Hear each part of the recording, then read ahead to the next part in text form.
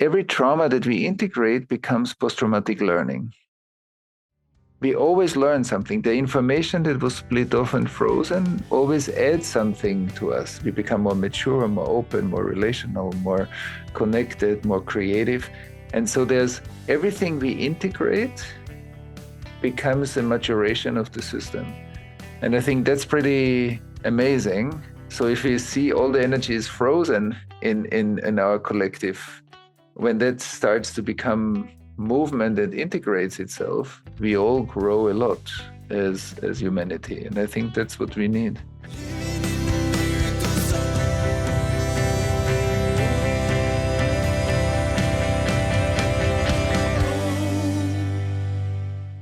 Welcome to Living in the Miracle Zone. This is the place to be if you want to live in the flow of synchronicities and miracles in your everyday life. I'm your host, Marci Shimoff. I'm a #1 New York Times bestselling author, a teacher in The Secret, and a creator of the worldwide program called Your Year of Miracles. And I have spent my life studying happiness and miracles. And in this podcast, we bring to you extraordinary stories that will inspire you and also groundbreaking miracle tools that will show you how you can live your most miraculous life. It is my heartfelt intention that we have a fabulous time together. So welcome to the Miracle Zone. Today, I am joined by the brilliant and amazing Thomas Hübl. And Thomas, I'm going to welcome you here before I introduce you. Welcome, welcome, welcome. I'm delighted to have you here with us. Oh, thank you. I'm so happy. Thank you for having me. Well, let me tell those people here who might not be familiar with your background. Thomas is a renowned teacher. He's an author. He's an international facilitator who works with the complexities of systems and cultural change. He integrates the core insights of the great wisdom traditions and mysticism with the discoveries of modern science. And since the early 2000s, he's led large-scale events and courses on the healing of collective trauma. Thomas wrote Attuned, Practicing Interdependence to Heal Our Trauma, and also Our World and Healing Collective Trauma, a process for integrating our intergenerational and cultural wounds. He's been an advisor and guest faculty for universities, including Harvard, and many organizations. He's a coach for CEOs and organizational leaders.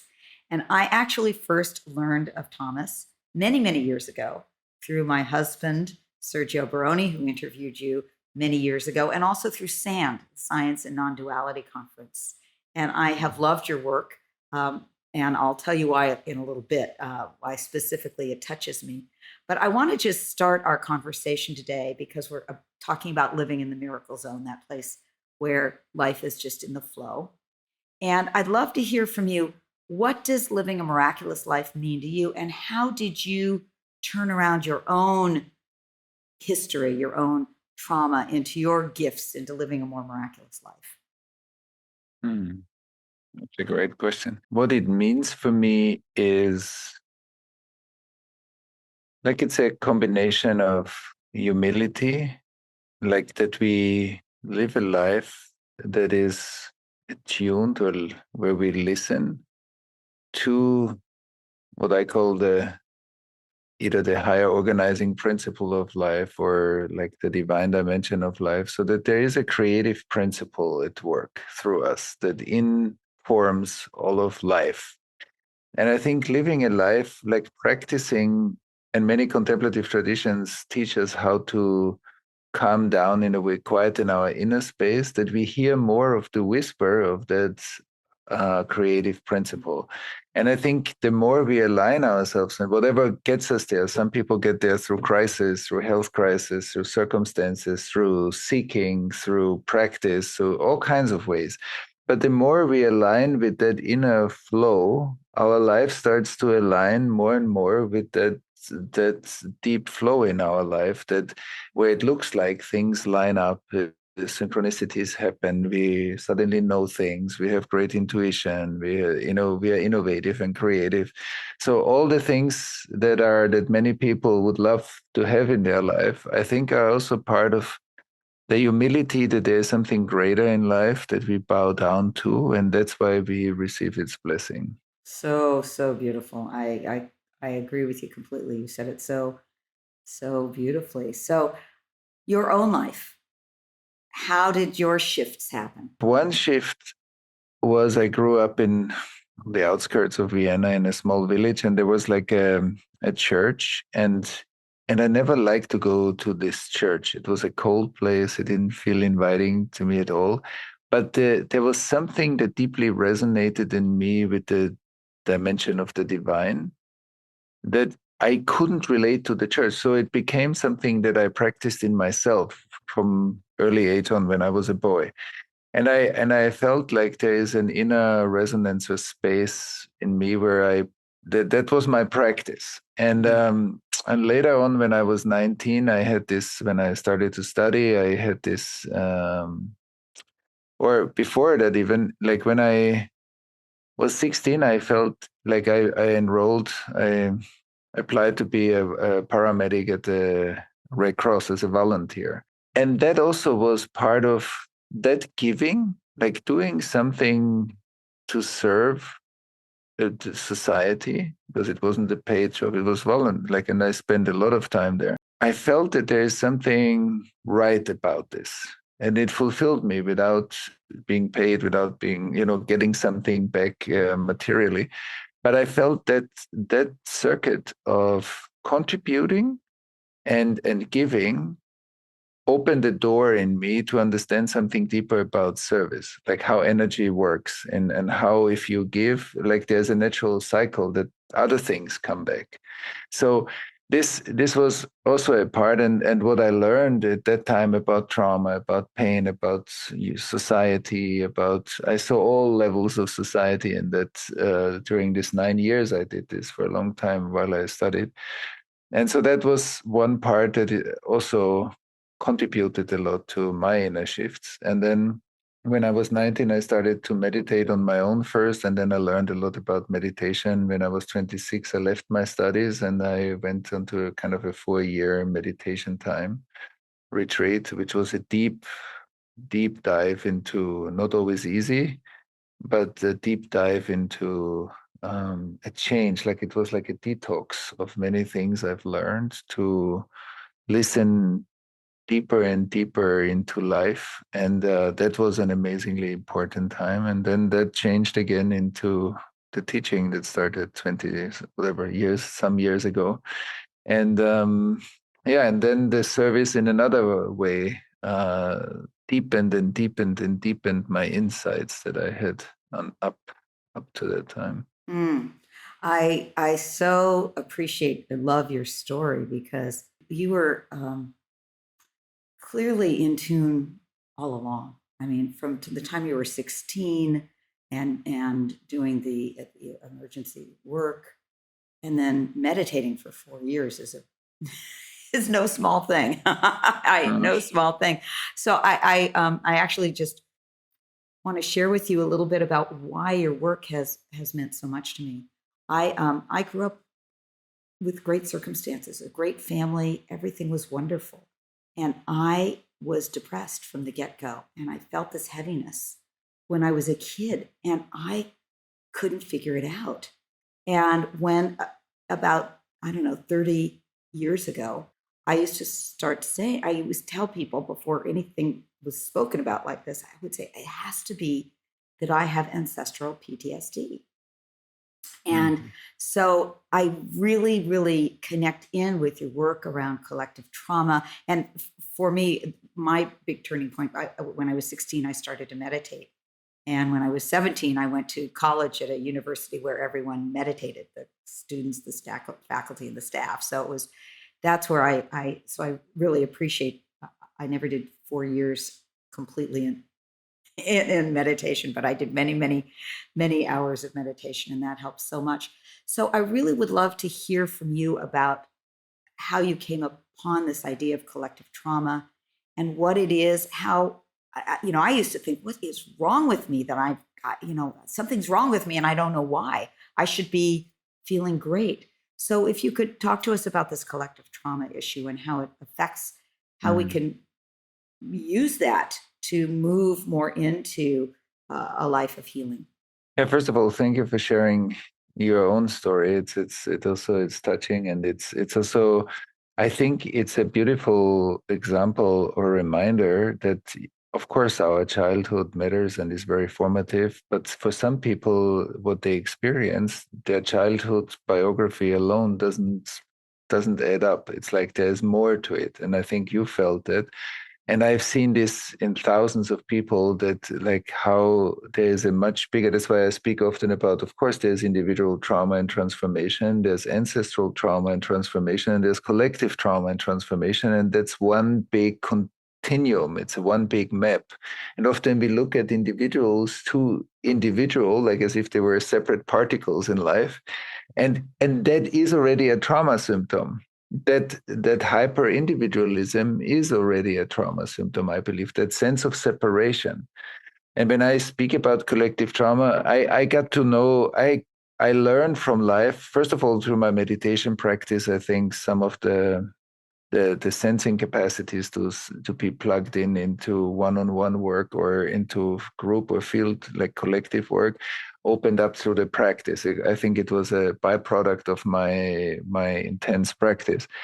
And at the same time, when I started to run groups, and they grew pretty quickly, and then I saw in the groups the collective trauma show up. At the beginning, we did a lot of groups in Europe and the Second World War and the Holocaust, and it came up again and again and again, and the East-West separation. And then we expanded the work into the US and Latin America and other parts of the world.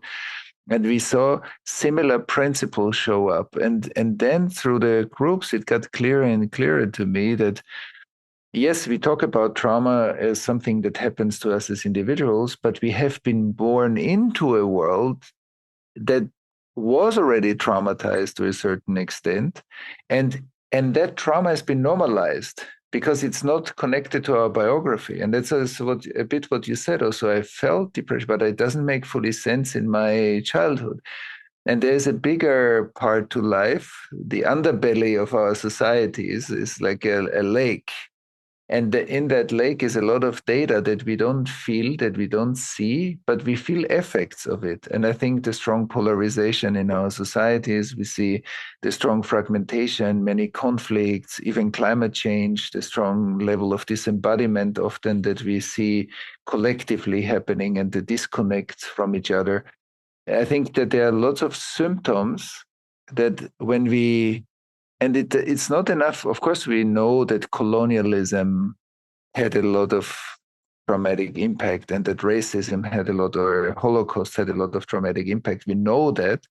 The intellectual knowing alone is not enough. There is a whole dimension of our sensing and knowing through our embodiment that is often anesthetized because it's so painful, or it was so painful. And to reclaim that sensing that then also creates sense making, when cognition and sensing becomes again unified, when our nervous system becomes again a unified flow of data. And what the mystical traditions often call the Kundalini stream, when that stream energizes our whole nervous system. And that's why we feel more synchronicities, we feel more flow, we feel more connectedness or interdependence.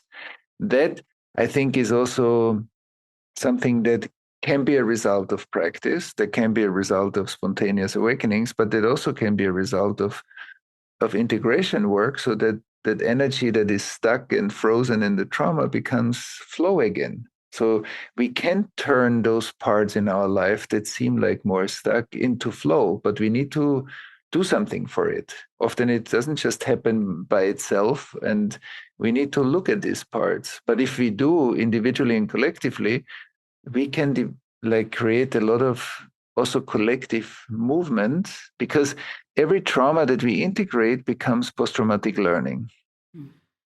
We always learn something. The information that was split off and frozen always adds something to us. We become more mature, more open, more relational, more connected, more creative. And so there's everything we integrate becomes a maturation of the system. And I think that's pretty amazing. So if we see all the energy is frozen in our collective, when that starts to become movement that integrates itself, we all grow a lot as humanity. And I think that's what we need. And I love post-traumatic learning. I think that's Mhm. that's what's needed. We look around and it seems as though there's more stress, trauma, conflict than ever. And obviously, there's also this incredible rise in interest in healing of collective trauma. I mean, they go together.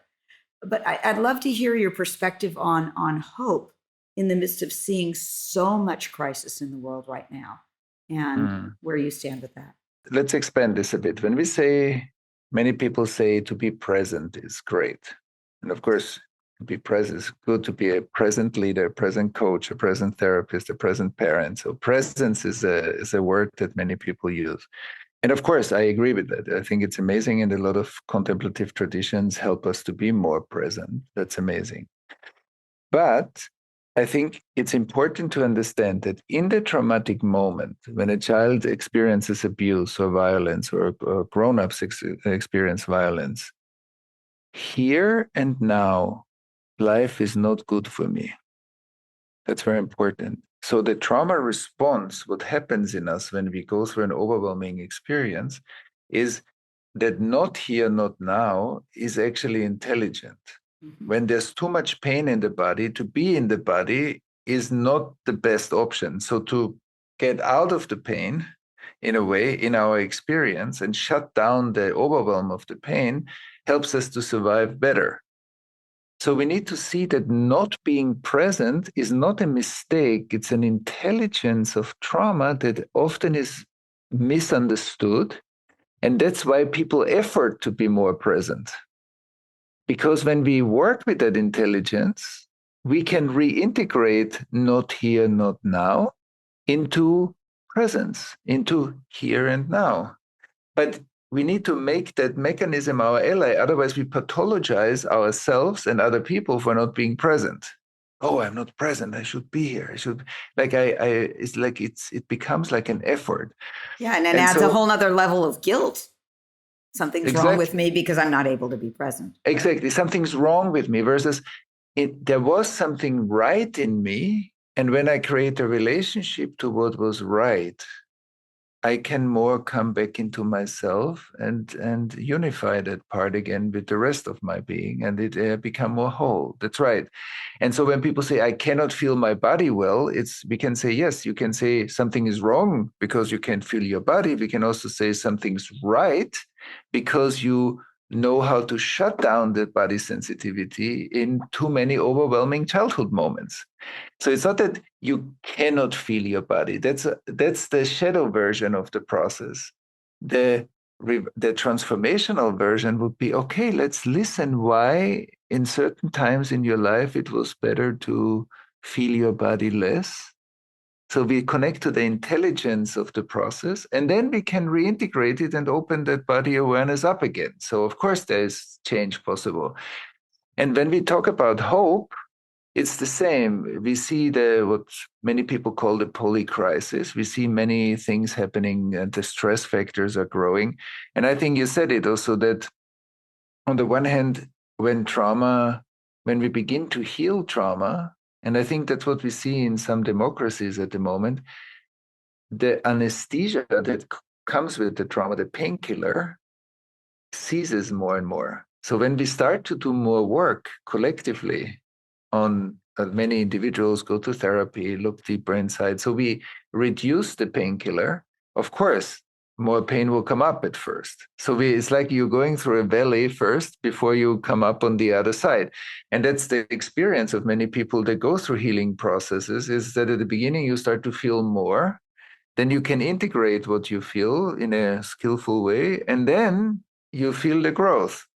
And I think we see that also collectively. That's why sometimes it looks like more mess is here. The question is, there's more mess, or we just become more aware of the mess that we didn't feel before. So that's important to include. But I think the question about hope, because one hope is, as I said, not here, not now, also creates a hope that the revelation, the solution is always postponed into the future. So trauma and karma is postponed experience. And that's why often hope is there, versus hope is in the connection to my agency, and hope is in the connection to the creative flow. Because when I feel that I can contribute something, whatever it is, to this world, it doesn't matter if it's big or small, but it gives me a sense of agency, that I have there's a movement possible. And I think the hope that comes from that sense, that is hope. And the hope that comes from postponing is actually a way to deal with the trauma, which is important. We don't want to pathologize this. This is important. But it also postpones the healing often into later. So trauma postpones healing into the future, which is important to know. Wow, I really appreciate that, because I can feel my own tendency towards that future and postponement. So from a very practical standpoint, what's one thing that everybody listening right now can do to bring it back to right now? Yeah, the like, in a lot of the healing is in the Bible. It's already when he blames her and she blames the snake for the apple, the bite in the apple. What that says is that owning our own actions or owning our own experience is hard. And so blaming it on somebody else is easier, or not looking. And the reverse of it, because that can create the whole history of humanity. How often in history, how often do we hear leaders of states or parts of the population re-own, yes, that happened, we own this, and then we look how to restore it. That would create such a different world. What we often hear is either silence, like we don't talk about it, or it's somebody else's issue. It wasn't us. And I think that creates a lot of slowed down evolution. That slows down evolution. And I think for us, what we can do is, because we hear people say like, oh, I'm still dealing with this pattern. Yeah, I went to therapy, but I'm still dealing with this. And then I often ask, but what do you mean with still? Why still?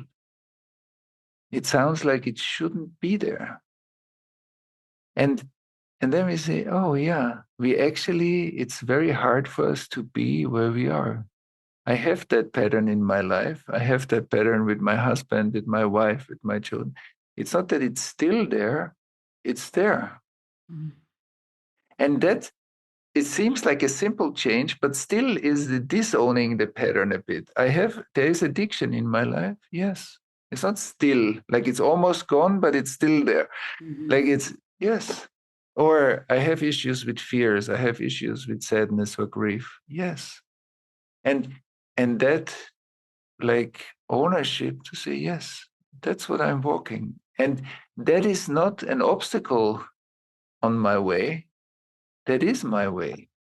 It's not that blocks me from, it's me walking my grief and getting to know it deeper, me getting to know my fears deeper, me getting to know all kinds of patterns deeper. I can't do that if I constantly push them out of the room.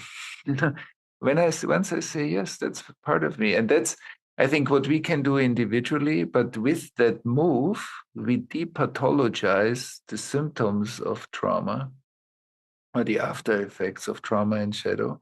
And the more we create a society where it's not, I cannot feel my body and something's wrong with me. I could protect myself in the past. And now I'm curious how I did that. Like I'm connecting to a strength that I had, not a mistake that is here inside. And I think that will depathologize more and more those symptoms. And then more movement can happen because we are more and more owning. And the same is true with honesty. Yes, I wasn't fully honest and I own it. And I said something that hurt you. Yes, I own it. And I think that ownership immediately creates more oxygen in the room. It refreshes the browser in a way. It's such a different way than what I think most of us have been trained or habituated to do. And it's about just deep acceptance, deep willingness to be with exactly what is right now. That was very helpful for me. And I just want to comment, because I don't normally comment like this, but I can so feel the presence being here with you right now in this conversation. Your presence is actually helping me be not in, 10 miles ahead about what are we going to talk about next, but just actually being really here right now with you. And I just really want to appreciate that, because that's a great experience to get to be with you in this. That's beautiful. Yeah, I'm happy about this. Lovely. Yeah. Thank you for sharing this. So you also, I know your most recent book is called Attuned, and you teach about the art of attunement. Maybe you could speak to us a little bit about that, because I think you have been already. But if there's anything more about that you want to share, that can help us really understand more of this living in the miracle zone. Yeah, I think that's definitely a gate to the miracle zone, is attunement, that our nervous system is an amazing instrument. Our body and our nervous system, like our whole being, is like an instrument. And when we begin to pay more attention to the data we feel and sense, and also the moments when we don't feel, because numbing was important for many of us. To shut down something was important. So numbing is not a problem or a dysfunction. It's something that we become aware of, re-own, and then integrate into more sensing. So it's not that that's wrong. And so, but in the resource order, in the integrated parts of our nervous system, we have an amazing instrument. And we often in the education system, we don't have the right manual or teaching that teaches us how to use that nervous system and all its functions that it has. Often in spiritual and mystical traditions, there are a lot of training programs how to unfold the capacity of different parts of our nervous system. And then it looks like a bit miraculous, but it's actually a built-in.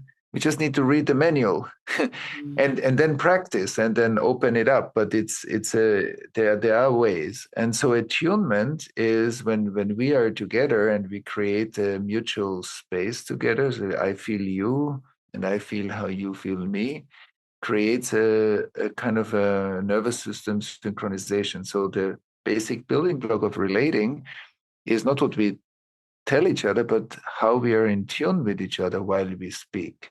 And so attunement, I feel you and I feel your attention, no matter if your attention is with me or not, that's not the point, but I'm aware of it. That's the point. And so we are not demanding from people to be aware of us, but as children, we were very, very aware of how our parents felt us, how our teachers felt us, because feeling felt creates safety. Not being felt creates a bit of an agitation. And if somebody anyway is insecure or has attachment fears in the body, when that happens in life today, then this gets amplified.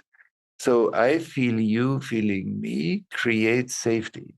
Feeling felt creates more safety, because our nervous system notices that even unconsciously, if somebody is with us or not. And I think if we practice attunement, so the first step is that synchronization, then that mutual space creates a much deeper sense of listening. So relationships become deeper. We are more interested in each other. We are also opening up to each other more because we feel safer.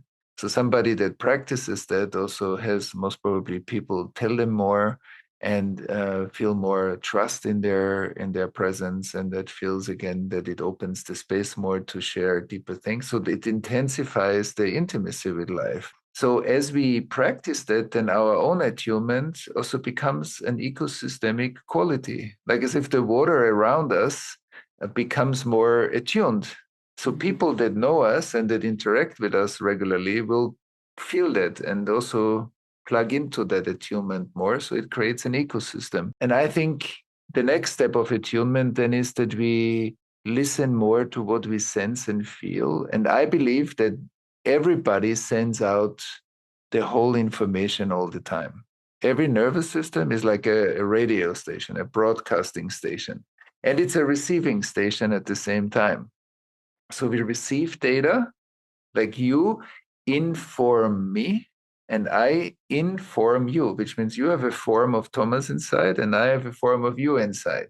The more we allow these forms in us to breathe, the more we feel about each other. And that creates more data flow. So the relationship is active data flow. Like when you feel me, you update Thomas in you, and I update you in me, or we update our intimate partners when we really listen to them and feel them. Otherwise, we begin to relate to the images of the past that we carry about certain people because it's more distant. But when there's data flow, it's updates. And like this, we keep life alive. And then it's more fresh, it's more exciting, and it's more creative. And then we also have more intuitions. We know more, we feel more. And I think, especially also for everybody we train, there's also a lot with people that work with clients. So that the client work gets much deeper, the more attuned we are, and the less we convey concepts about transformation, but the more we embody transformation. That is what people can feel. Wow. I totally feel what you're saying very much. And actually I'm excited to work with Sergio and learn more about your art of attunement, because I think that I can really see how important it is in all of our relationships, and especially our partners. So, oh my goodness, I could talk to you forever, and I know that we don't have the time to do that. But I know you've got a collective healing conference, and you have amazing speakers, and it's just such a great topic. Maybe you could tell us a little bit about that. Yeah, on I think September 24th it starts, and it's we already did 5 years. We called it a Collective Trauma Summit at that time, and we spread the word about collective trauma as a thing we need to pay attention to in society. And now we changed it into the Collective Healing Conference. And there are amazing speakers, some of the luminaries in the world of trauma, collective trauma, social justice, sciences, climate sciences. Like it's a multidisciplinary exploration with great people, great conversations, and I think this summit, and it's a free online event, so everybody can dial in and just see which talks are interesting and listen to some of them. How we create. Because I'm very passionate about how we do our individual healing work, but how we also create collective architecture. So how can we build architectures in societies to support the intergenerational and collective healing, like individual and collective healing?